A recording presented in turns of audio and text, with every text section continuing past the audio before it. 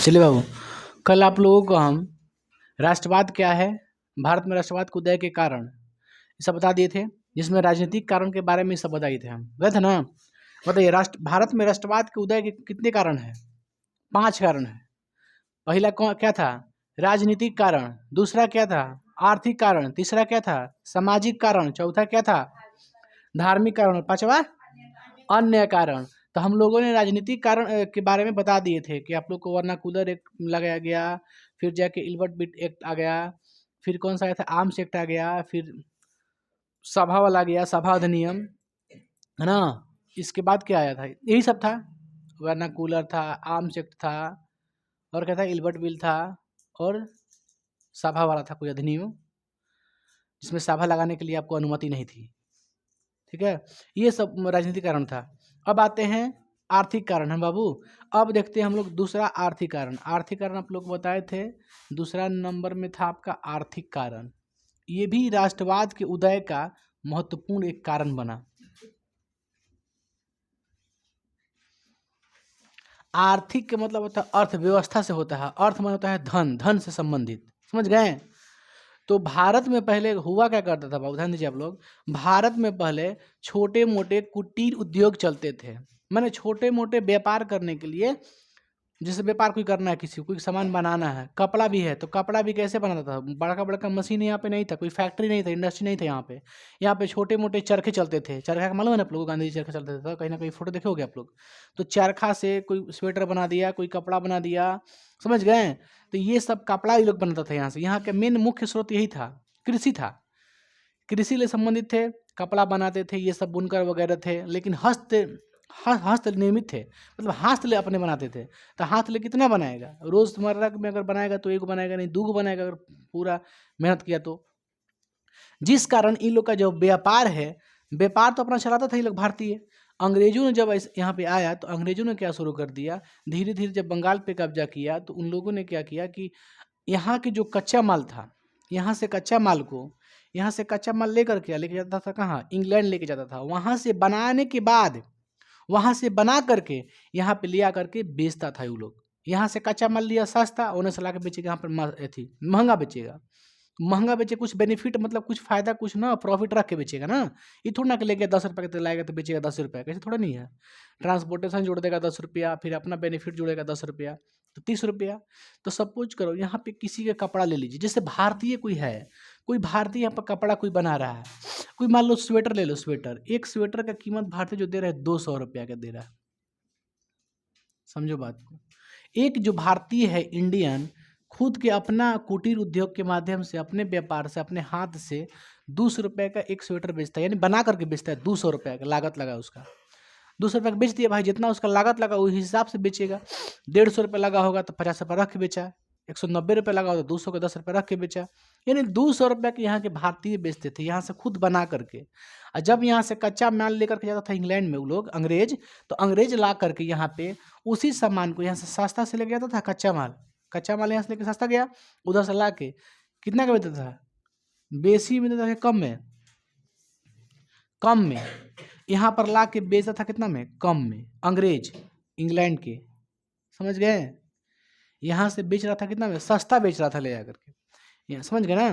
तो ये लोग सस्ता बेच रहा था, फिर भी इन लोग को ज़्यादा बेनिफिट था। रीजन ये था ना, ये लोग फैक्ट्री में एक थोड़ा नहीं बना रहा है, बना रहे 100, 200, 500, 1000, ऐसे नहीं बना रहे लोग। तो ऐसे ही लोग का बिक्री है। अब बताओ, कोई सामान आपके भारतीय, कोई भी भारतीय हो, आप गाँव का ही ले लीजिए। गांव, ये मान लीजिए हम लोगों का गांव है, गांव में कोई दे रहा है, कोई सामान दे रहा है 200 रुपये का, ठीक है। आपको यही बगल का गांव में दाहोर ले लो, वहाँ के कोई लोग आकर के आपको दे रहा है 150 का, तो आप कौन सामान लीजिएगा? 150 वाला। जब 150 वाला लीजिएगा सामान, तो आपके गांव का जो उद्योग है, धीरे धीरे व्यापार क्या हो जाएगा? ठप हो जाएगा, बंद हो जाएगा। समझ गए।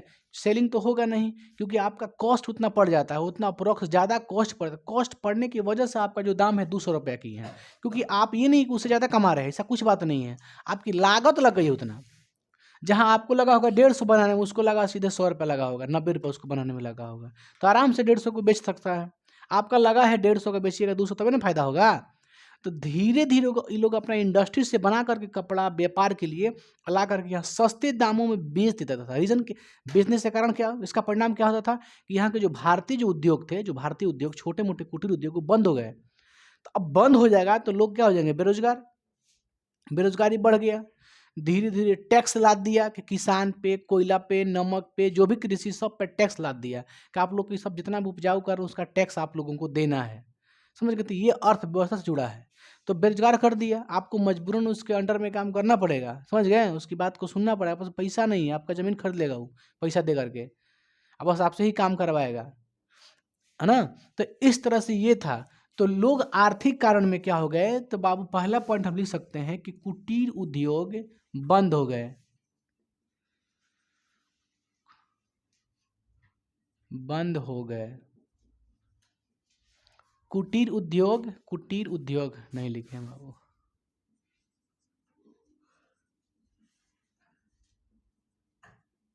समझ गए।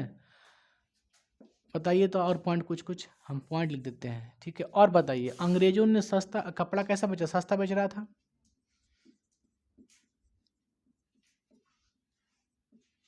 कच्चा माल कहाँ से लेकर जाता था, सस्ता लेकर इंग्लैंड।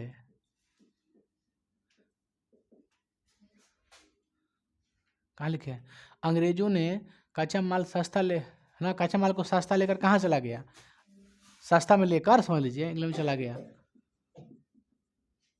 ठीक है। और क्या किया वहाँ से, फैक्ट्री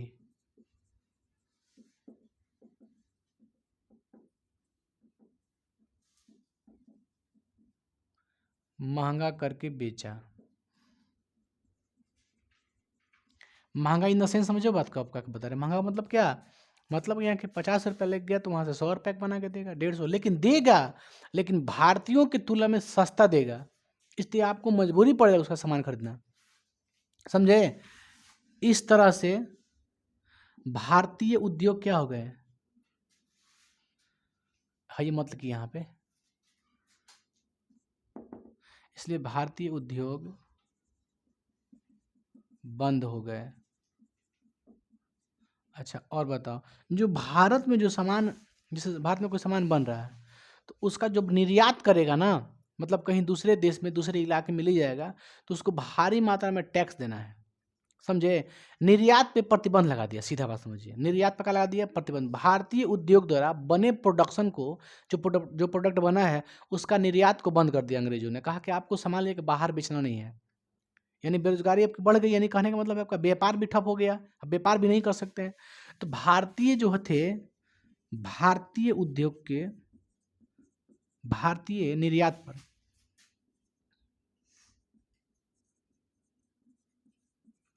निर्यात पर प्रतिबंध लगा दिया, ठीक है, प्रतिबंध लगा दिया।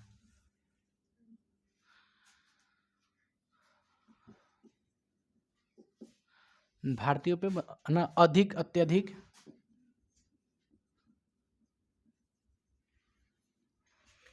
किसानों पर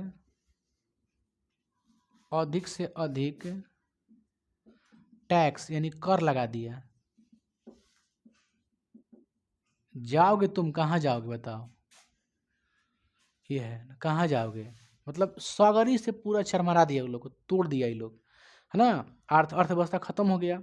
तो अर्थव्यवस्था में आदमी कुछ भी कर सकता है, आपके घर में दुआर है ना, झाड़ू पोछा करने लगेगा। तो ये स्थिति कर दे वो लोग, समझ लीजिए, मतलब ऐसा मतलब करिए ना काम। मेरे पास, हम लोग पर टेक्नोलॉजी भी तो था, हम लोग के पास टेक्नोलॉजी नहीं था, दिक्कत था ये सब चीज़। तो निर्यात पे क्या लगा दिया, टैक्स लगा दिया, लेकिन आयात पर भी टैक्स लगाया, अपने ऊपर भी टैक्स लगाया था, ऐसा बात नहीं है। जब कोई माल उधर से आएगा यहाँ से बन के तो टैक्स देना है आपको, जो भी लेके आएगा टैक्स उसको देना है, समझ गए। अब बताइए कि अगर कोई सामान बाहर से आ रहा है यहाँ पे तो टैक्स लगा दिया, टैक्स लगा दिया, ठीक है, सपोज कि टैक्स लगा दिया। अब दिमाग लगाओ कैसे टैक्स लगाया, मान लो वहाँ से ला रहा है बेचने के लिए 50 रुपये के, यहाँ पे 50 रुपये हमने टैक्स ले लिया तो कितना का सामान बचेगा, 100 रुपये के बेचेगा ना। 50 रुपये टैक्स हुआ, कौन लेगा, अंग्रेज लेगा।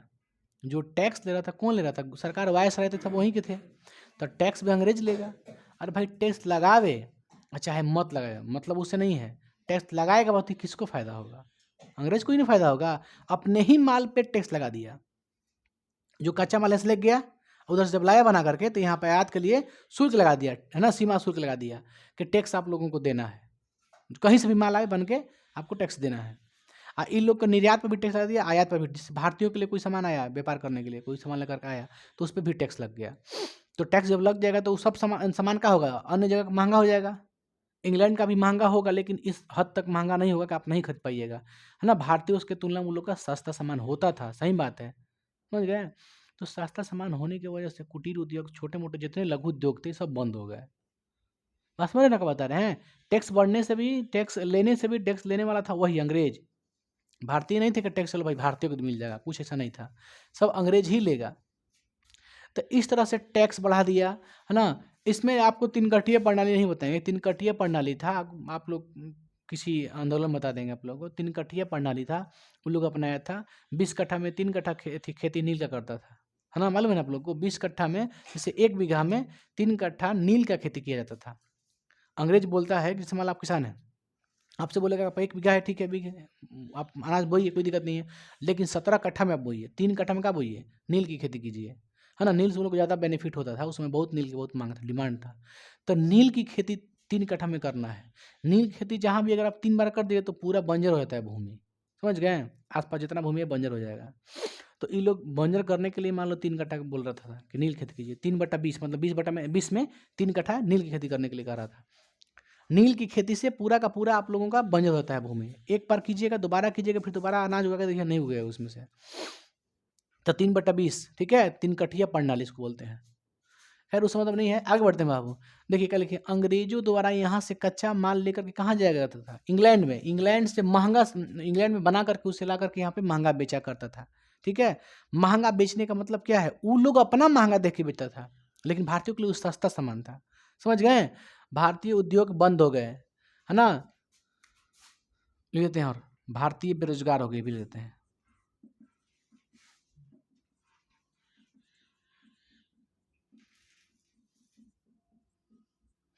भारतीय बेरोजगार हो गए। इन लोग का समझ लीजिए, ना इनकम था ना कुछ भी नहीं था, इनकम भी सब बंद हो गया, समझ गए। ये सिस्टम था यहाँ का।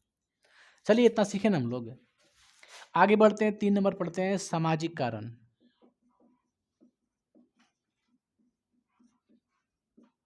मगर सामाजिक कारण, सामाजिक कारण के बाद क्या पढ़ेंगे हम लोग? धार्मिक कारण, समझ गए। देखिए सामाजिक कारण में क्या था कि समाज में अपने आप को श्रेष्ठ मानना, है ना, सबसे ऊंचा मानना। तो अंग्रेज अपने आप क्या समझता था? ऊंचा। हर पद पे, बड़े बड़े पद पे कौन रहता था? यही लोग रहता था, समझ गए। जो एजुकेशन सिस्टम था, जो समाज को एकदम जो मूलभूत इकाई है एजुकेशन, एजुकेशन सिस्टम भी ख़त्म कर दे यहाँ पे। कहा कि नहीं, हिंदी में, उर्दू में, बांग्ला में, मतलब अपनी मातृभाषा में आपको नहीं पढ़ना है। आपको कोई भी किताब रहेगा, कोई भी कुछ भी एजुकेशन होगा, ये सब कुछ में होगा, अंग्रेजी भाषा में होगा, समझ गए। ताकि वो लोग क्लर्क बन सके, क्लर्क बनाने के लिए अपने घर पे, समझ गए। ताकि वो लोग तो हिंदी लिख नहीं पाएगा, तो अंग्रेजी पे जाना पड़ेगा काम करना है। तो इन लोगों ने शिक्षा व्यवस्था में परिवर्तन किया। क्या बदलाव किया? बदलाव ये किया कि आपको अपनी भाषा में पढ़ाई नहीं करना है ना, भाषा अपनी, मतलब यानी कहने का मतलब अपना एजुकेशन, अपना संस्कृति थोप दिया भारतीयों पर। सामाजिक ये पॉइंट हम कर देते हैं। अंग्रेजों ने अपनी भाषा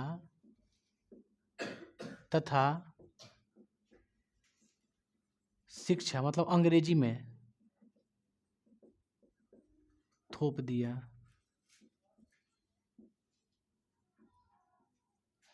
समझ गए, ये था एक सामाजिक कारण।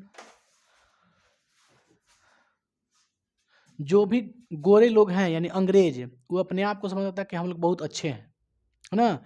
एक जैसे कोई इकट्ठा हो गया एक जगह, तो कोई अगर भारतीय चला गया तो वो लोग मतलब है ना, थोड़ा सा घृणा दृष्टि से देखते थे वो लोग, मतलब हे दृष्टि से देखते थे, खराब दृष्टि से। तो गोरे लोग क्या समझते थे? ऊंचे पद पे थे, कह सकते हैं। गोरे लोग अपने को श्रेष्ठ समझते हैं, अपने को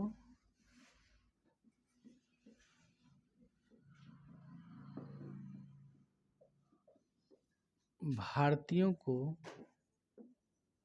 हे मतलब खराब हे दृष्टि से देखते हैं। समझ गए? ये था एजुकेशन सिस्टम बदल दिया, है ना, और ये सब हो गया। अब देखिए जो अब बताइए जो पढ़ाई हो गया, तब पढ़ाई जो जिसको अंग्रेजी मालूम हो वही ना पढ़ेगा। तो उन लोग ज़्यादा पढ़ा लिखा था, उन लोग को इंग्लिश भाषा समझ में आ रहा था। आप लोग उन लोग को, आप लोग जो अब इंग्लिश नहीं शुरू से पढ़े था, आप लोग को दिक्कत नहीं होगा, एकदम दिक्कत होगा। तो अब धीरे धीरे क्या हुआ कि पहले एग्जाम होता था, जैसे अभी कभी क्या हो रहा है, यूपीएससी का एग्जाम होता है ना, यूपीएससी समझता है ना, आईएएस आईपीएस में बनता है। तो पहले भी यूपीएससी का एग्जाम होता था, लेकिन यूपीएससी का नाम था आईसीएस, है ना, Indian civil service, Indian civil service. तो इंडियन सिविल सर्विस का पहले एग्जाम होता था अंग्रेजों के ही द्वारा, लेकिन ये जो एग्जाम होता था, ये एग्जाम कहाँ होता था, इंग्लैंड में होता था, है ना, ताकि जो आईसीएस जो एग्जाम बहुत बड़े पद के लिए था, समझ गए, जो ऊंचा पद होता है आईसीएस, तो ये आईसीएस एग्जाम होता था कहाँ होता था, इंग्लैंड में। तो इंग्लैंड में वही जो जा पाएगा वही ना एग्जाम देगा। तो कुछ तो भारतीय यहीं पे छौंट जाते थे, है ना, अब कुछ गए भी तो उन लोग को भाषा कुछ समझ में आया नहीं आया, मतलब 90% नहीं जा पाया था, वहाँ पे नहीं जा पा रहा था इंग्लैंड, समझ गए ना। अभाव में भाई हर चीज़ को चाहिए उसको जाने के लिए, तो वो नहीं जा पाया था। यानी इंग्लैंड जो आईसीएस की परीक्षा हो रही थी कहाँ पे करवाया जा रहा था, इंग्लैंड में करवाया जा रहा था। तो इंग्लैंड ही ज़्यादा पार्टिसिपेट उसमें करेंगे, तो ज़्यादा पास कौन होंगे, वही होंगे। तो वही आके यहाँ पे भारत में बड़े बड़े 5 पद को जो था, ऊंचा ऊंचा पद को ले रहा था, ग्रहण कर लिया था। लेकिन यहाँ के भारतीय एक और थे, सत्येंद्र नाथ टैगोर, है ना बाबू, कौन थे, सत्येंद्र नाथ टैगोर। सत्येंद्र नाथ टैगोर भारतीय ऐसा व्यक्ति थे, एक ऐसा व्यक्ति थे जिन्होंने आईसीएस परीक्षा को पास कर लिया था, समझ गए। यहाँ पे आके बड़े पोस्ट पे भी उन्होंने ग्रहण किया। सत्येंद्र नाथ टैगोर रविंद्रनाथ टैगोर के बड़े भाई थे। सत्येंद्र नाथ टैगोर 1864 में उन्होंने इंग्लैंड जा करके परीक्षा दिया और क्वालिफाई भी किया। उसके बाद दूसरे नंबर पे गए थे सुरेंद्र नाथ बनर्जी। सुरेंद्र नाथ बनर्जी गए थे, लेकिन वो पास किए थे, समझ गए, लेकिन कुछ डॉक्यूमेंट वेरिफिकेशन में उसको हटा दिया गया, गलती कर करके उसको हटा दिया गया, वो भी पास कर गए थे। तो पहला आईसीएस पास करने वाले कौन व्यक्ति थे, भारतीय, सत्येंद्र नाथ टैगोर थे। इंग्लैंड जा करके परीक्षा दे करके उन्होंने पास किया आईसीएस, इंडियन सिविल सर्विस, है ना, बड़े बड़े पोस्ट होते थे ये सब, जो पास कर जाएगा वो बड़ा होगा। तो आईसीएस की परीक्षा मतलब इंडियन सिविल सर्विस की परीक्षा कहाँ पर होती थी, परीक्षा इंग्लैंड में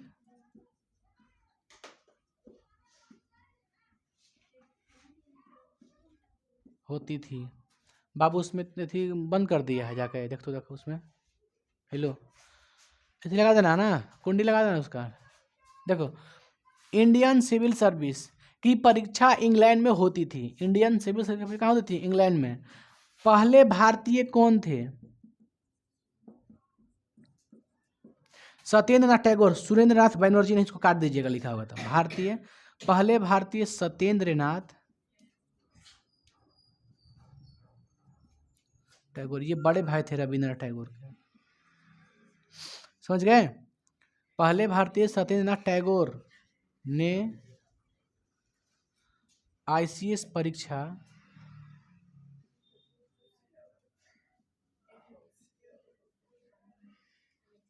जाकर पास किया।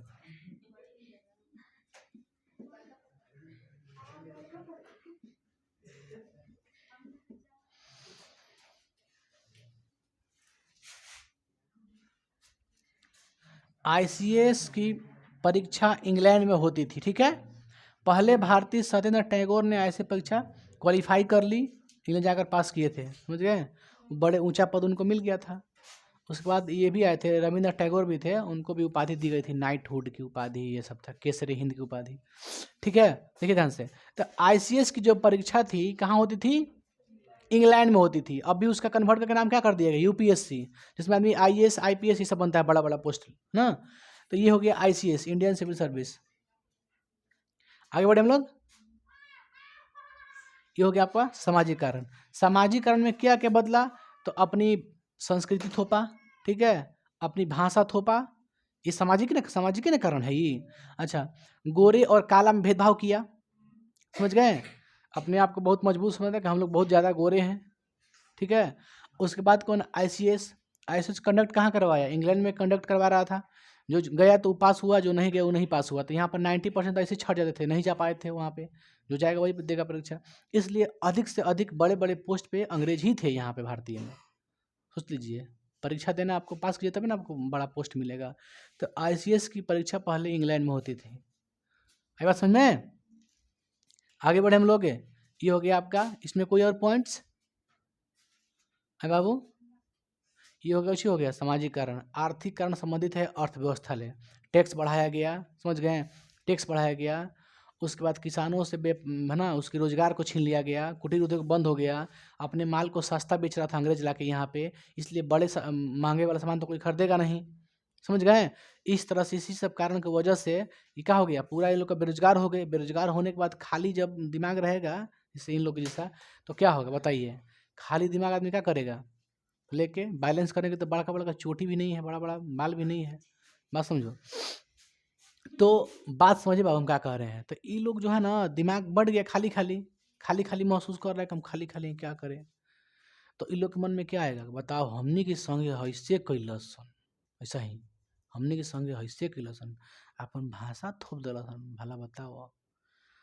संस्कृति, समझ गया, समाज में शिक्षा परिवर्तन किया, कुटीर उद्योग छीन लेलसन। अब का करे के, तब मन में क्या आया, का करे के, कैसे भगावे के। तो क्या है, राष्ट्रवाद का उदय के कारण है। राष्ट्रवादी भावना इससे भी जगा क्योंकि लोग कुटीर उद्योग बंद हो गया, धंधा उन लोग का बंद हो गया। तो मन में सोचे कैसे भगाए लोग को। तो क्या है, राष्ट्रवादी भावना है, देश के प्रति क्या आ रहा है, राष्ट्रवादी भावना। तो ये भी कारण बना कौची का, राष्ट्रवादी भावना के ना जागृत होने की। ये क्या है, सामाजिकरण। सामाजिक कारण से भी इन लोग को लगता था कि हम लोग छोटे पोस्ट पे, हम लोग का कोई ना वैल्यू नहीं है ना। तो वैल्यू की वजह से इन लोगों ने क्या किया, सामाजिकरण भी एक उदय का कारण बना, इसलिए सामाजिकरण। अब आते हैं धार्मिकरण। धार्मिकरण में क्या था, अपना धर्म को ना, धर्म को ज़्यादा वैल्यू नहीं दिया। धर्म डिवाइड एंड रूल का नियम लगाया धर्म में। पहले इसको उतार लो आप लोग, उसको लिखते हैं हम। चलो बाबू, अब देख लेते हैं हम लोग धार्मिक कारण है भाई। क्या पढ़ना है हम लोग को, धार्मिक कारण। 4 पॉइंट है ना आप लोग का, धार्मिक कारण, समझो। धार्मिक कारण क्या, धार्मिक कारण कैसे बना, राष्ट्रवाद का उदय का कारण कैसे बना, समझिए। तो जो अंग्रेज थे, एक अंग्रेज थे जिनका नाम था जॉन्स विलियम, है ना बाबू। अरे जॉन्स विलियम चाहे विलियम जॉन्स, एक ही बतिया है ना, विलियम जॉन्स। तो विलियम जॉन्स ने क्या किया कि जो भारतीय धार्मिक ग्रंथ हैं, यानी किताबें हैं धार्मिक, उसको न कन्वर्ट कर दिया, अनुवाद कर दिया किसमें, अंग्रेजी भाषा में, समझ गए। जब उसको अंग्रेजी भाषा में अनुवाद किया तो भारतीयों के मन में ये जगह कि अंग्रेजी में आखिर कन्वर्ट क्यों किया, इसका मतलब भारतीय जो है असभ्य नहीं है, सभ्य है।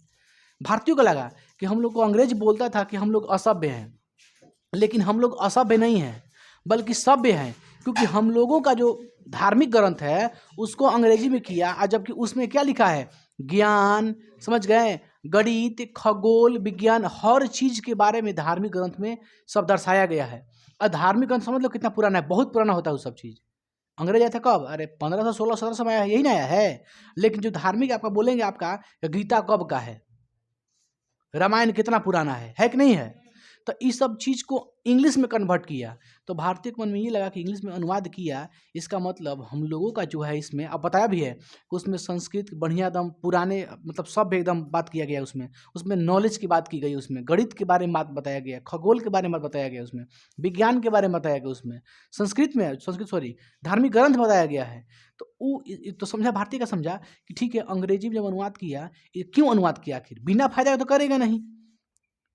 तो इसका मतलब ये है कि जो हम लोग का जो कल्चर है, जो हम लोग का संस्कृति बहुत पुराना है, ओल्ड है, एकदम पूरा पुराना है। और हम लोग भी क्या है, सभ्य है। अंग्रेज फालतू को बोलते हैं कि हम लोग असभ्य हैं, हम लोग का कपड़ा पहनने नहीं आता, हम लोग कल्चर ठीक नहीं है। वो अपने आप के VIP समझते थे लोग, तो इन लोग को समझता था कि लोग कुछ नहीं है, इस मतलब सब छोटे मोटे आदमी हैं।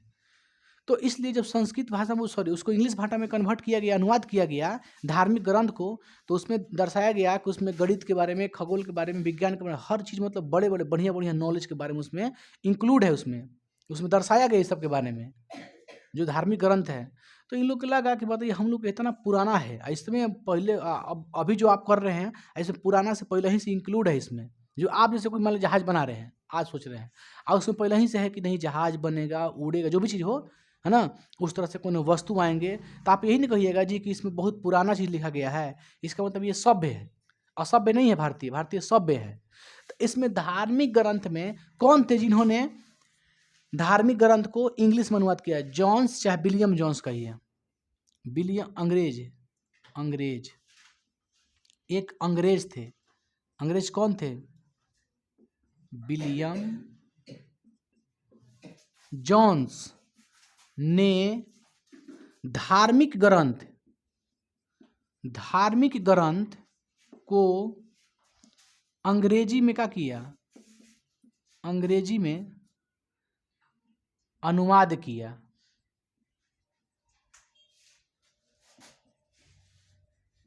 जिससे भारतीयों को मन में राष्ट्रवाद के उदय की भावना जागी कि हम लोग इतना नॉलेज वाले व्यक्ति हैं, हम लोग कैसे पीछे रह सकते हैं, उन लोग से पहले हम लोग का संस्कृत बहुत पुराना है, कल्चर हम लोगों का, समझ गए? क्योंकि धार्मिक किताब बहुत पुराना होता है, क्या समझे? कोई अनुमान नहीं लगा सकता है कि आपका वेद कब आया था। अनुमान लगा सकते हैं वेद कितना पुराना है, सब ऋग्वेद ये सब बहुत पुराना ऋषि मुनि लिखे थे पहले के, बहुत सोच लो, उन लोग के पास नॉलेज था। 3 लोग आया है, 16वीं शताब्दी में आया है, समझे आप लोग? तो इन लोग का, भारतीयों के मन में ये लगा कि हम लोगों का किताब बहुत नॉलेजेबल चीज़ है, ज्ञान वाला चीज़ है, इसका मतलब हम लोग क्या है, सभ्य है। भारतीय अपने को क्या समझने लगे हैं?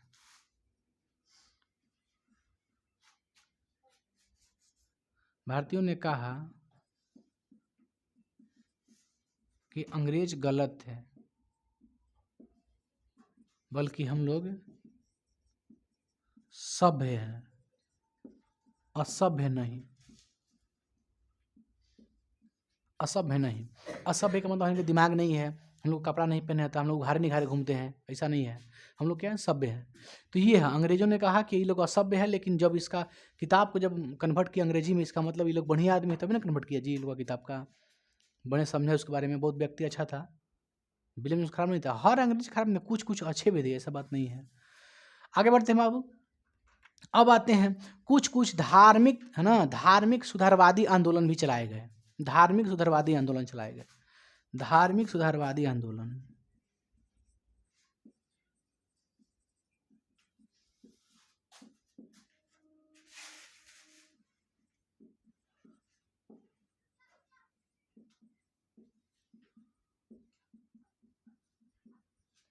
चलाए गए, ठीक है, जैसे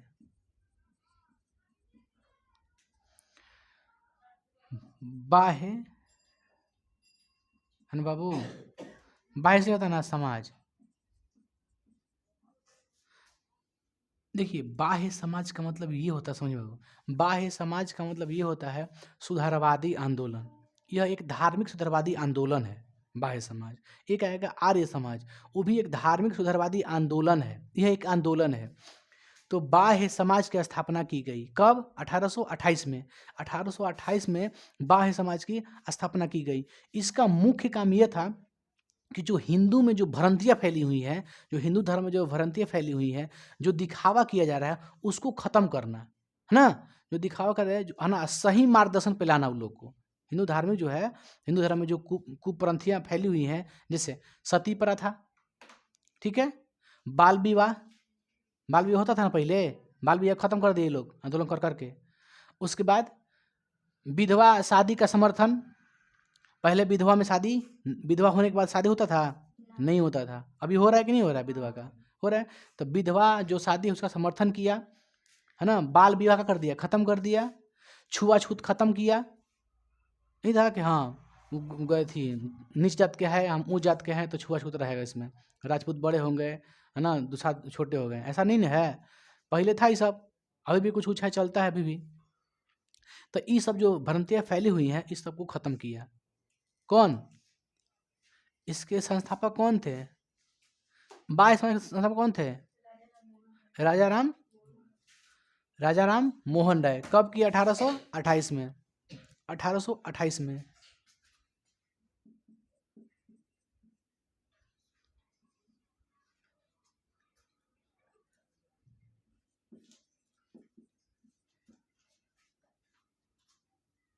पहले 18 लिख दीजिए। समाज की स्थापना कब हुआ? 1828 में। किसके द्वारा बाबू? राजा राम मोहन राय।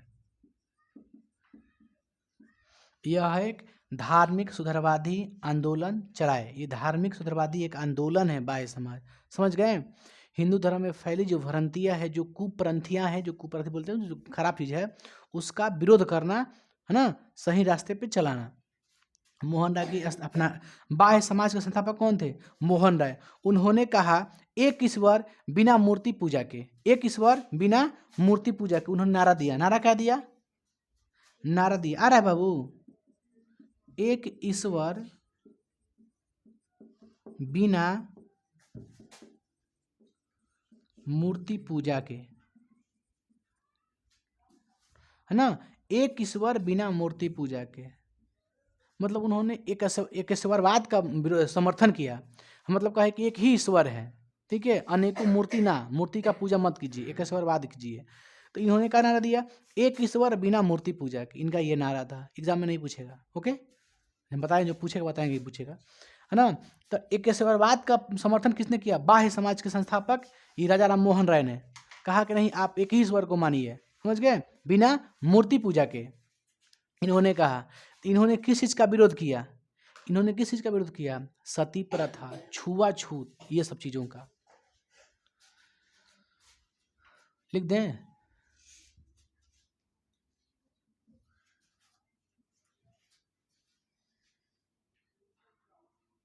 यहां से लिखते हैं।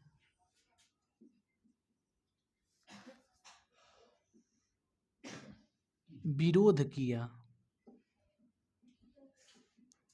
क्या विरोध किया? सती प्रथा। बताइएगा अपने से। क्या बाबू, कोई दिक्कत है? ना ना, बाल विवाह बोलिएगा, नेरिए मत बीच में, काम कुछ कीजिए, समझिए।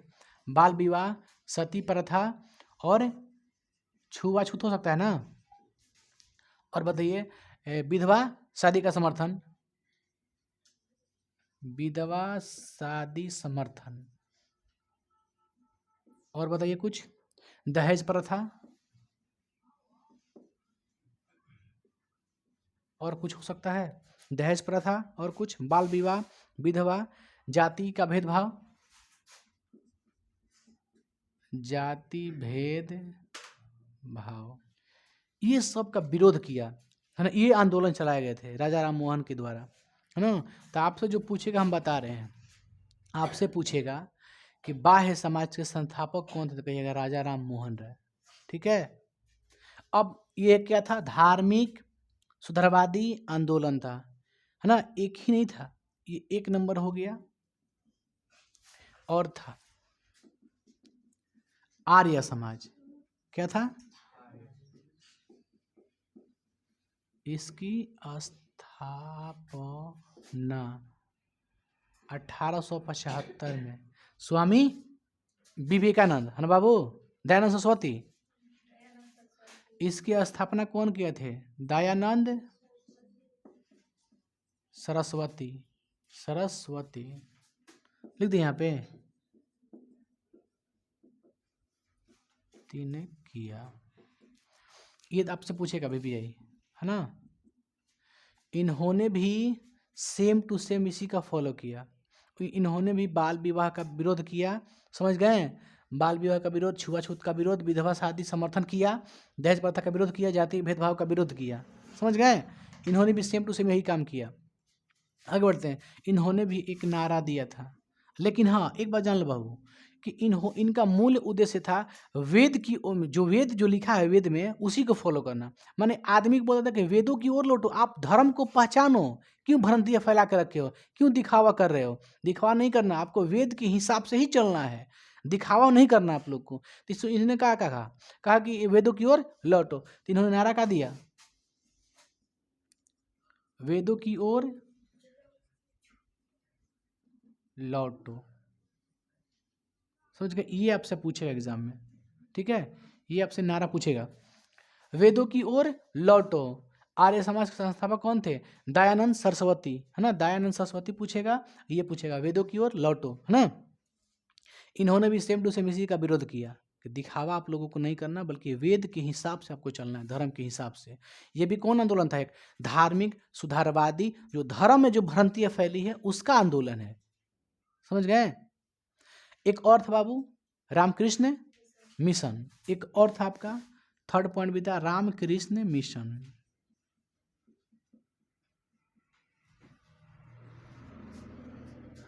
इसको चलाया स्थापना 1897 में। ये कौन किए थे? स्वामी विवेकानंद।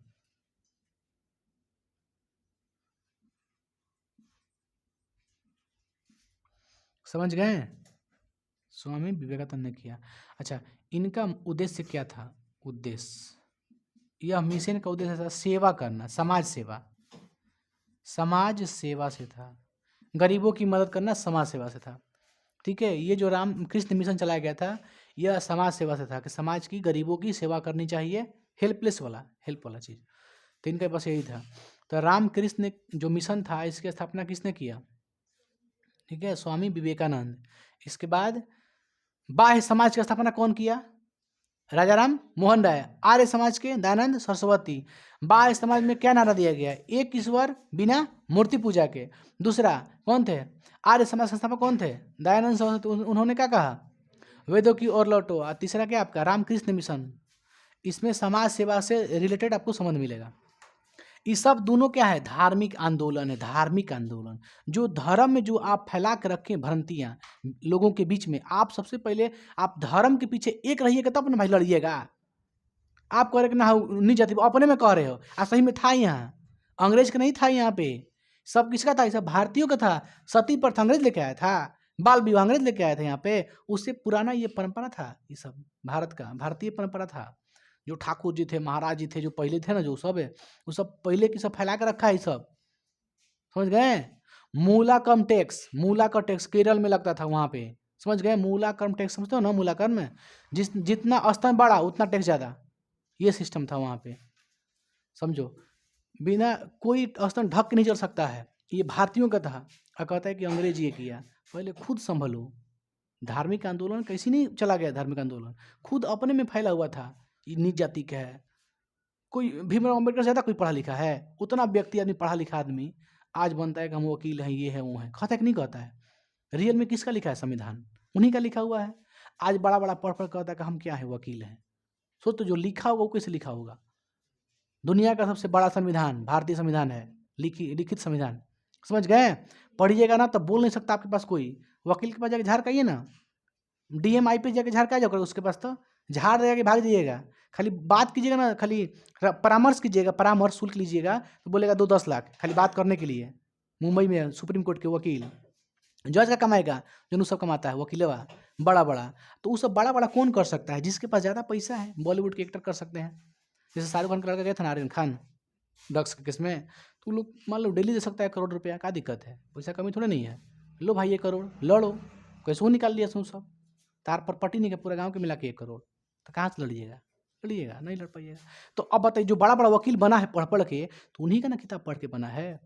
तो उनसे लोग भेदभाव किए थे, अम्बेडकर जी से, जो कि सबसे पूरा आंदोलन में जितना भारतीय राष्ट्रवादी का अभी पढ़ रहे हैं आप, सबसे ज़्यादा पढ़ा लिखा वही व्यक्ति था। भले महात्मा गांधी को बोलते थे, ठीक है, वो भी थे, ऐसा बात नहीं था, बड़े वकील थे, है ना, लंदन से पढ़ाई किए थे, लंदन में गए थे लड़ने के लिए, साउथ अफ्रीका भी गए थे, धोतिए पे चल गए थे लाठी लेके, समझ रहे हो। अकेले आदमी, दोनों शेरे था, अपने आप का किंग था। अभी गांधी जी को गाली देता है कोई कोई, सही बात है, गांधिया को गाली देता है, इससे था, इसके हाथ में रहता तो नहीं बांटने देता, ठीक है। अम्बेडकर जी नहीं बांटने देते, उनका कोई ज़्यादा अथी नहीं था। तो ये सब बाबू है, आर्य समाज है, रामकृष्ण मिशन है ना। इसमें एक और रहते हैं, मूलाकर्म टैक्स का विरोध है। चलिए बाबू उतारो सब उतारा। तो आगे बढ़ते हैं, हम लोग पढ़ते हैं अन्य कारण। अन्य कारण आपका आएगा भारतीय राष्ट्रीय कांग्रेस की स्थापना। ठीक है, भारतीय राष्ट्रीय कांग्रेस का स्थापना आएगा 28 दिसंबर 1885 को। एक कांग्रेस की स्थापना की, पार्टी बनाई गई, ताकि पार्टी रहेगा तो लोग जाके पार्टी से कहेंगे तो पार्टी इसका बात पूरा फैलाएगा। माने एक राजनीतिक पार्टी चाहिए नहीं लोग को लड़ने के लिए, तो राजनीतिक पार्टी बनाया गया, जिसका पहला पार्टी कौन था? कांग्रेस पार्टी था, है ना। 1885 में बनाया गया। इसको बनाने का मुख्य श्रेय किसको जाता है? एओ ह्यूम। किसको जाता है? एओ ह्यूम। उन्होंने ही क्या किया? इसका समर्थन किया कि नहीं बनाओ आप लोग। लेकिन इसकी पहली जो अधिवेशन हुई थी, है ना, गोकुलदास विद्यालय में हुई थी, मुंबई में हुई थी पहला अधिवेशन, वहीं पे इसकी स्थापना की गई थी। समझ गए? इसमें 72 प्रतिनिधि थे, जिसमें स्थापना की गई। बताया गया कि जी नहीं, अब इसके खिलाफ, अंग्रेज के खिलाफ हम लोग को लड़ना है, इसलिए एक पार्टी चाहिए। पार्टी के लिए अपना बैठक किए मुंबई में, है ना। इसका मेन जो अध्यक्षता था वो किए थे डब्ल्यू.सी. बनर्जी, वेमेश चंद्र बनर्जी। पहले इसको उतारिए, हम लिख देते हैं उसको बढ़िया से। उतारो तो, ध्यान दीजिए बाबू। हमने क्या बोला कि बाह्य समाज का जो संस्थापक थे राजा राम मोहन राय, उन्होंने कौन सा नारा दिया? एक ईश्वर बिना मूर्ति पूजा के। दूसरा थे आर्य समाज के संस्थापक कौन थे? दयानंद सरस्वती। कौन थे? दयानंद सरस्वती। उन्होंने कौन सा नारा दिया? वेदों की ओर लौटो। समझ गए? इस सब का सब दोनों क्या था? धार्मिक समाजवादी सुधारवादी आंदोलन, चाहे धार्मिक सामाजिक आंदोलन। आगे बढ़ते हैं। रामकृष्ण मिशन के संस्थापक कौन थे? विवेकानंद, स्वामी विवेकानंद। इन्होंने क्या कहा कि उद्देश्य क्या कहा? समाज सेवा। उन्होंने नारा दिया समाज सेवा ही परम धर्म है। समाज सेवा ही परम धर्म है, उन्होंने ये बात कहा। मन होगा तो लिख लीजिएगा, समाज सेवा ही क्या है? परम धर्म है। आगे बढ़े हम लोग, अब पढ़ेंगे अन्य कारण क्या क्या था।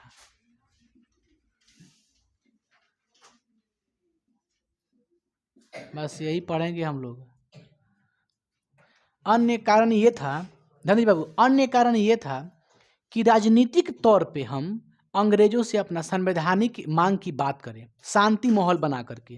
तो इन्होंने क्या किया, भारतीय ने क्या किया कि अपना एक पार्टी बनाया, राजनीतिक पार्टी बनाया। राजनीतिक पार्टी किस लिए बनाया? ताकि शांति से कोनो हम मांग सकी। बोला, इसके तहत एक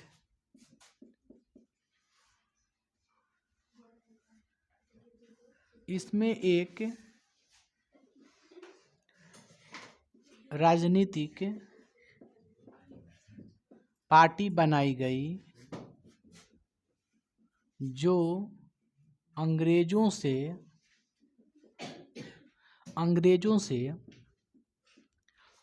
से शांतिपूर्वक ना बनाई गई, और अंग्रेजों से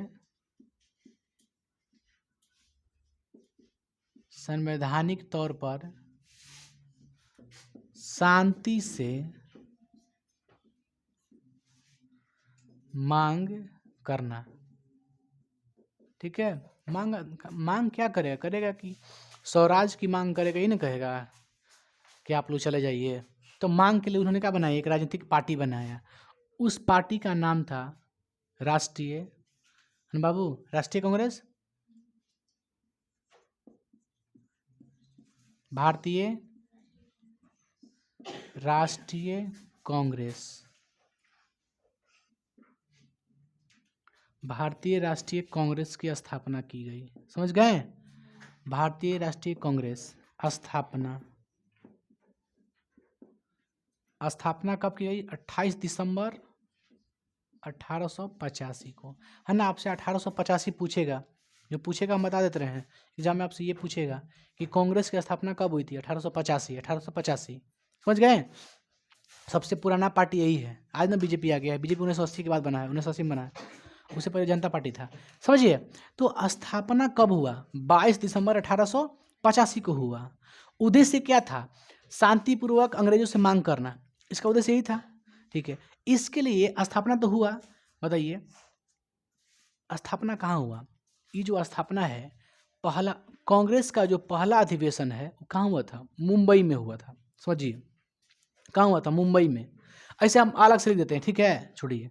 भारतीय राष्ट्रीय कांग्रेस की स्थापना कब हुई? 28 दिसंबर 1885 को। अब आगे बढ़ते हैं कि राष्ट्र कांग्रेस की पहला अधिवेशन। अधिवेशन का अर्थ ये होता है कि पहला बैठक, पहली सभा की बैठक, जो आदमी को इकट्ठा करके बैठाया गया, अपना बातचीत रखा गया कि कैसे कैसे काम किया जाए, समझ गए?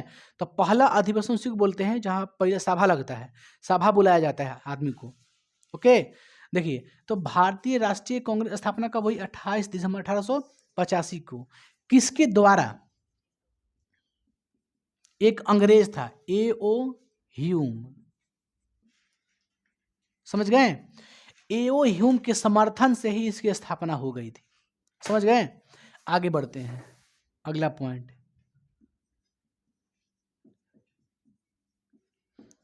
कांग्रेस की पहली अधिवेशन, समझ गए? कांग्रेस की पहली अधिवेशन कब हुआ?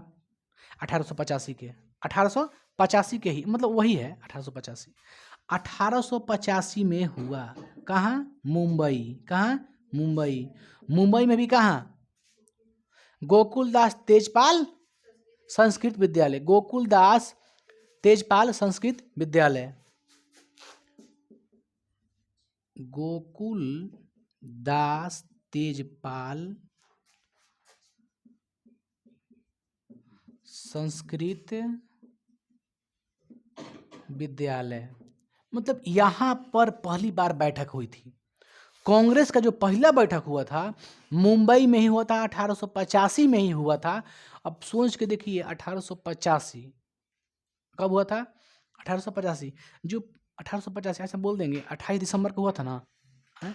एक महीने के बाद क्या हो जाएगा? जनवरी आ जाएगा, तो 1885 का हो जाएगा, 86 हो जाएगा। इसका कहीं ना कहीं मतलब ये है कि जब स्थापना ही हो रही थी, जब कांग्रेस की स्थापना हो रही थी, उसी को ही बोला जाता है पहला अधिवेशन। स्थापना हो रही है कांग्रेस के, तो जब पहली बार जब कांग्रेस की बैठक हुई, कांग्रेस बनाने के लिए, जो कांग्रेस पार्टी का नाम है ना, कांग्रेस पार्टी का नाम है, जब कांग्रेस पार्टी बनाने के लिए बैठक हुई, उसे ही बोलते हैं पहला अधिवेशन। दूसरा अधिवेशन भी है, तीसरा अधिवेशन भी, सब अधिवेशन है। तो जब पहला अधिवेशन हुआ तो उसका मेन जो मकसद था वो क्या था? कांग्रेस की स्थापना ही मकसद था उसका, समझ बात को? तो कांग्रेस की जो पहली बैठक थी, यानी पहला अधिवेशन था, वो 1885 में ही हुआ। अब बताइए, 28 दिसंबर, अगल अलग अलग दोनों का हम कर देंगे अगर, तो ये 28 दिसंबर 1885 को ये क्या हो गया? स्थापना हुआ था, कहाँ गया? ये वाला हुआ था। अब 2-3 दिन के बाद तुरंत बैठक नहीं ना हो जाएगा, कम से कम 5 दिन 10 दिन लगेगा, 10 दिन लगेगा। जब हम 10 दिन लगेगा तो फिर इसको हम 1885 क्यों कहेंगे? नहीं ना कहेंगे, 1886 कहेंगे। इसका मतलब कहीं ना कहीं जो पहली अधिवेशन हुई थी, पहली जो अधिवेशन जो बैठक हुई थी, वो स्पेशल किसके लिए हुई थी? कांग्रेस का स्थापना के लिए ही हुई थी। तो पहला अधिवेशन मुख्य रूप से कहता है 28 दिसंबर कहेंगे हम लोग, समझ गए? हम चाहते थे इसी चीज़ को इसी में देते, हम इसी में जोड़ देते हैं, पहले अधिवेशन उसी समय हुआ, समझ गए? तो पहला अधिवेशन, बस दिमाग लगाइए कि इसकी स्थापना है, जो लिखे हैं कि भारतीय राष्ट्रीय कांग्रेस, इसकी स्थापना 1885 में हुई। ये कहाँ हुई? ये कहाँ हुई बताइए? गोकुलदास तेजपाल संस्कृत विद्यालय में ही हुई। इसी बात को हम यहाँ पे लिख रहे हैं, दोनों में अंतर नहीं है, समझ गए ना? तो गोकुलदास तेजपाल संस्कृत विद्यालय में ही जनसभा लगा, एक सभा बुलाई गई जिसमें 72 प्रतिनिधि चुन के आए, ठीक है? 72 प्रतिनिधि आए, 72 प्रतिनिधि की यह पहला अधिवेशन था। तो एग्जाम में पूछेगा आपसे कि भारतीय राष्ट्रीय कांग्रेस की पहली अधिवेशन में कितने लोग शामिल थे? कहिएगा 72, ठीक है? 72 लोग उस जाके तेजपाल विद्यालय में, संस्कृत विद्यालय में लोग इकट्ठे हुए। ओके, अब बताइए, इस पहली अधिवेशन किसके समर्थन में स्थापना हुई था कांग्रेस? इसकी अध्यक्षता नहीं, इसका समर्थन कौन किया कि ना आप लोग बनाओ पार्टी को? A.O. ह्यूम ने किया। इस पार्टी का समर्थन किसने किया? हाँ, संस्थापक किसे कहेंगे? A.O. ह्यूम के। कोई बोलेगा बाबू कि कांग्रेस का संस्थापक कौन थे, क्या कहिएगा? A.O. ह्यूम। अध्यक्ष नहीं थे, रुका थे, संस्थापक थे। संस्थापक अध्यक्ष अलग अलग होता है। तो बोलेगा कांग्रेस के अध्यक्ष कौन थे? WC बनर्जी, WC बनर्जी, या पूरा नाम व्योमेश चंद्र बनर्जी, समझ गए? तो बोले, एग्जाम पूछेगा भारतीय राष्ट्रीय कांग्रेस के पहले अधिवेशन के अध्यक्ष कौन थे? WC बनर्जी। भारतीय राष्ट्रीय कांग्रेस के संस्थापक कौन थे? A.O. ह्यूम, समझ गए? अब पहला अधिवेशन कहाँ हुआ था? मुंबई में हुआ। इसमें कितने लोग बैठे थे? 72 प्रतिनिधि शामिल थे।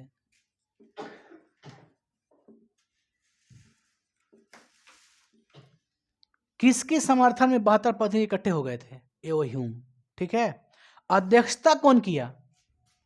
अध्यक्षता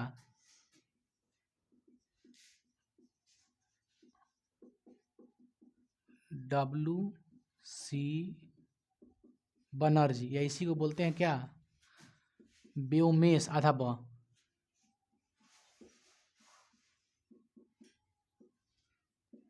बनर्जी। समझ गए? ये अध्यक्षता किया है ना। तो भारतीय राष्ट्रीय कांग्रेस के अध्यक्षता कौन किया? तब कहिएगा WC बनर्जी, व्योमेश चंद्र बनर्जी। राष्ट्रीय कांग्रेस संस्थापक कौन है? एओ ह्यूम।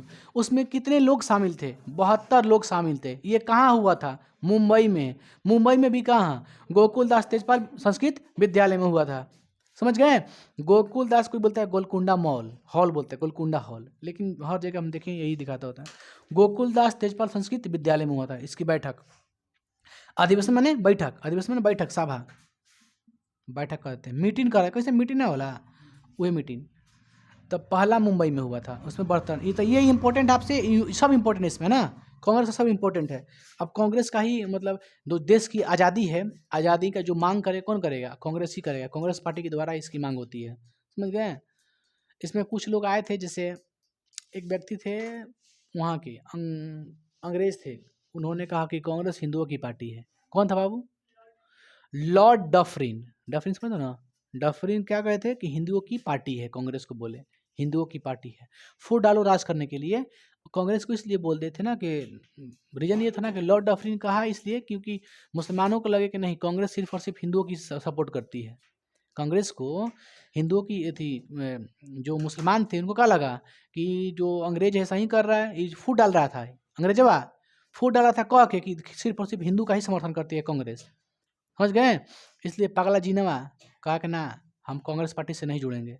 सपोर्ट किया बट फिर कहा कि अपना अलग पार्टी बनाएंगे, मुस्लिम लीग की स्थापना कर दिया। वही ना किया था, इससे अलग हट गया। अम्बेडकर जी भी मांग भी कर रहे थे कि हमको भी एक अलग क्षेत्र दीजिए स्पेशल छोटे जाति के लिए, तो उनको नहीं दिया गया कि नहीं जब सब टूट जाएगा बिखर जाएगा तो फिर कैसे देश रहेगा चलेगा, तो उसको नहीं दिया गया। लेकिन मुस्लिम लीग को स्थापना अलग कर दिया गया है ना। एक पार्टी बना लिया जिन्ना, कांग्रेस से हट के एक अलग पार्टी बनाए, वो चला गया पाकिस्तान में, बंटवारा भी चल गया। अंग्रेज आए थे बहुत सारे। खैर वो सब आगे पढ़ना है, धीरे धीरे हम जा रहे हैं लेवल पे है ना, धीरे धीरे। आप 85 आ गए ना, 85 के बाद जैसे ही आपको स्टार्ट करेंगे 1900, तो 1900 में सब धुआं धुआं हो जाएगा। गांधी जाएंगे, हम दक्षिण अफ्रीका से आएंगे, क्या क्या करेंगे, हाँ कैसे बुलाया जाएगा, कौन कौन से आंदोलन हुआ, अंग्रेजों ने क्या क्या किया, उसके खिलाफ गांधी जी ने कैसे कैसे अपने आंदोलन चलाए है ना, सत्याग्रह चलाए, सब पढ़ेंगे हम लोग धीरे धीरे। ये आपका राष्ट्रीय कांग्रेस की स्थापना। कितने शामिल थे? 72 को। कब हुआ? 85 में, इस रखिएगा। मुंबई में पहला अधिवेशन हुआ था। कौन किया? एओ ह्यूम। अध्यक्ष कौन थे? WC बनर्जी। याद है ना? चलो आप लोग को हम कल बताएंगे बाबू, ठीक है? यहाँ तक आप लोग उतारिए, क्लियर।